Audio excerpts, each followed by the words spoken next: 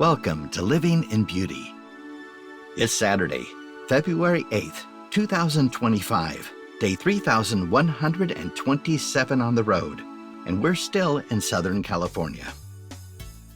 What took us so long to burp? Well, before day one on this Airstream adventure, in response to one of our earliest posts, Tell the Bobos Where to Go, Living in Beauty followers have advised us to visit the BRP, Blue Ridge Parkway. Then, for more than 7 years, we drove over the BRP, under the BRP, and around the BRP, until, bingo, we finally hit the target and gave the Blue Ridge Parkway the full focus of our attention for the entire month of July. At last, we understood why the popular Blue Ridge Parkway is called America's favorite drive. This National Park Service attraction averages more than 16 million visitors per year, mostly during the autumn color season.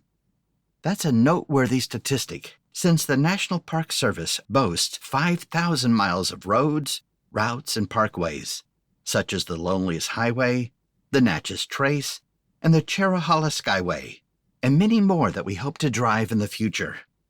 The Blue Ridge Parkway's 469 smoothly paved miles is the longest linear parkway in the United States, linking Tennessee's Great Smoky Mountains National Park to Shenandoah's National Park in Virginia. This dream road trip can be accomplished in 2 days, about 15 hours, start to finish.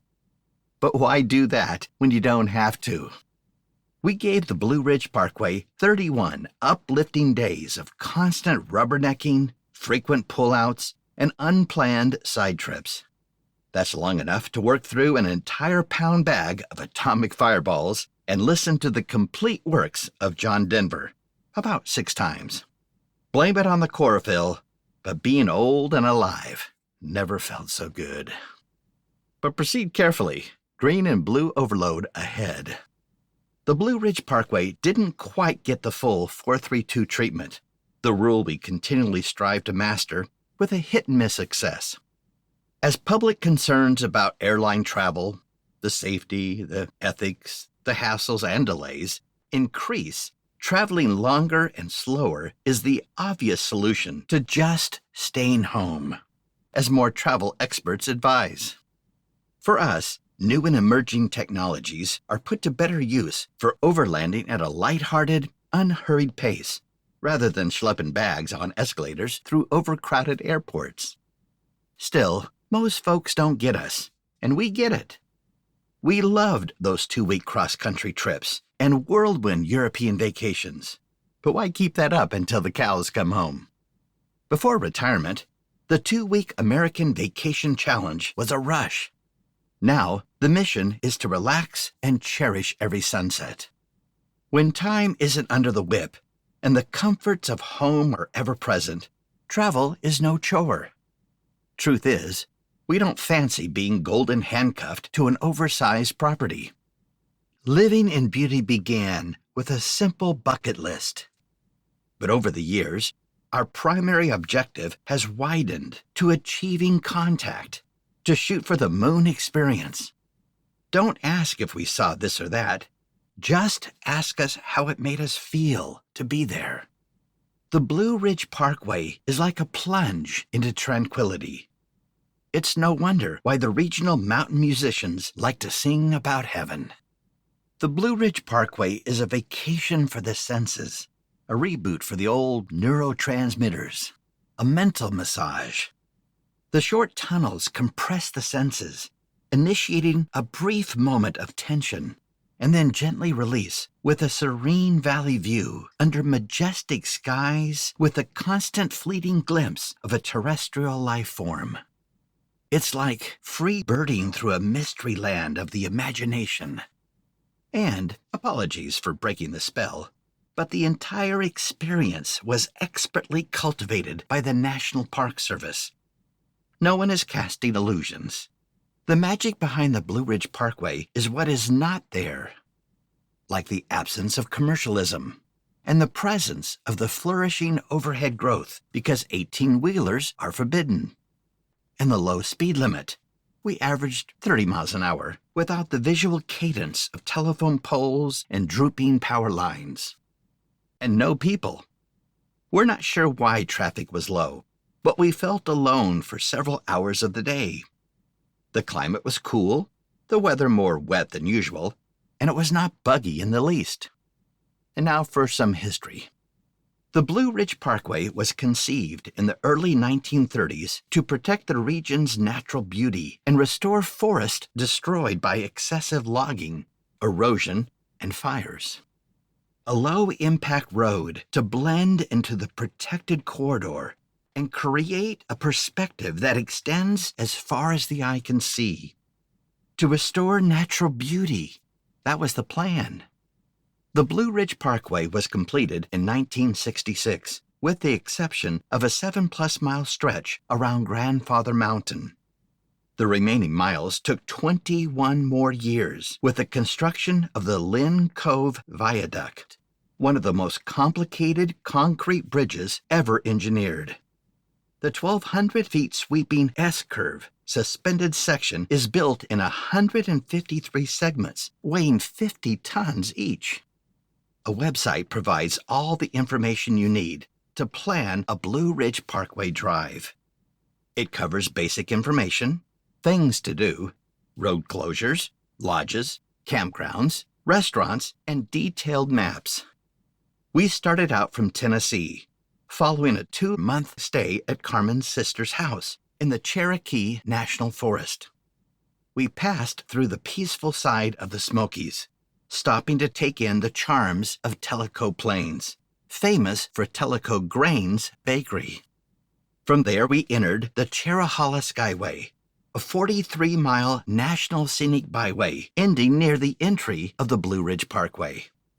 The Blue Ridge Parkway starts a few miles north of Cherokee, North Carolina. Our first 2-week stop was in Lake Powhatan Recreation Area, near Asheville.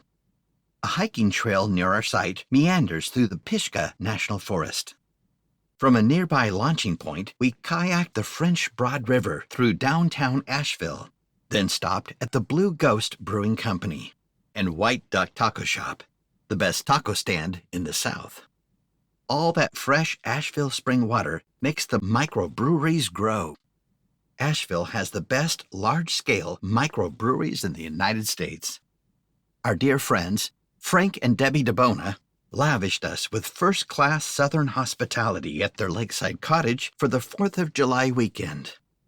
Leaving Asheville, we reconnected with the Blue Ridge Parkway via Town Mountain Road. Our first stop, Mount Mitchell, the highest peak east of the Mississippi River, was socked in by fog, but still worth the visit. Just 41 miles down the Blue Ridge Parkway, driving through tunnels and taking in the views, we settled in for the night at Linville Falls Campground, where a mountain trail leads to waterfall views. The next morning, about an hour on the Blue Ridge Parkway, we detoured a bit north to dine at Daniel Boone's Inn in Boone, North Carolina. They served up a delicious high country feast, served family style. Then, back on the parkway, we passed through Bamboo Gap, ending our day at Bandit's Roost Campground, near Wilkesboro, North Carolina. There we celebrated our 48th wedding anniversary with chicken salad and rosé. Heading north on Highway 18, we connected again with the Blue Ridge Parkway and stopped for a complimentary night at a Harvest Host near State Road, North Carolina. After a lovely wine tasting at Grass Creek Vineyard, we dined in their charming pavilion beside the pond, and then turned in for a peaceful night in a clearing beside the woods. The next morning, we grabbed our hiking poles and hit the trailhead right there beside the parking lot. Continuing north on Highway 21, we merged back onto the Blue Ridge Parkway for the Blue Ridge Music Center experience. The museum preserves, interprets, and presents the evolving musical traditions of the Blue Ridge Mountains, highlighting its influence on American music. Concerts are always in session along the parkway. We missed a Saturday big summer outdoor concert, but a thoroughly amazing local trio made up for the loss. Less than 30 minutes down the road, we exited for another harvest host and overnighted at Round Peak Vineyards. We loved their wines, but they also had beer on tap from their on-site Skull Camp Brewing Company, so we took our growler to the Rose Garden and marveled at the mountain sunset. The next morning, after driving about 270 miles and 22 days on the Blue Ridge Parkway in North Carolina, we crossed over into Virginia for the final 200 miles. About 40 miles north of the border, we stopped at Maubrey Mill. Completed in 1905, the grist mill was powered by a wooden aqueduct water system. Funded by the National Park System, naturalists and working millers demonstrate the process and answer questions. Next door, the Maubrey Mill restaurant served up their famous buckwheat pancakes, and we stocked up on grains. After a fascinating 3-hour visit, we pressed north. We wrapped up the final week at Virginia Highland Haven Airstream Park, just off the Blue Ridge Parkway. From there, we took day trips to nearby attractions. For all its charms, the Blue Ridge Parkway is not a culinary destination, so we mostly dined at home with a focus on salads. At least once a week, I made niçoise, Carmen's favorite. A few miles south of our campground, we caught the Friday night jamboree at Floyd Country Store, an authentic haven for bluegrass artists. We also took a day trip up the Blue Ridge Parkway to Roanoke, Virginia, to get a mountaintop view of the city, with the largest freestanding, man-made, illuminated star in the world, and to enjoy the safe designated cycling trail between Roanoke and Salem, with brewery and restaurant stops along the way. We never tired of the green and blue, which held us in thrall, even to the southern border of Shenandoah National Park. The manicured property of Barren Ridge Vineyards made a perfect ending to our month on the Parkway. Cheers to the Blue Ridge Parkway. Almost heaven. Thank you for joining us in Living in Beauty.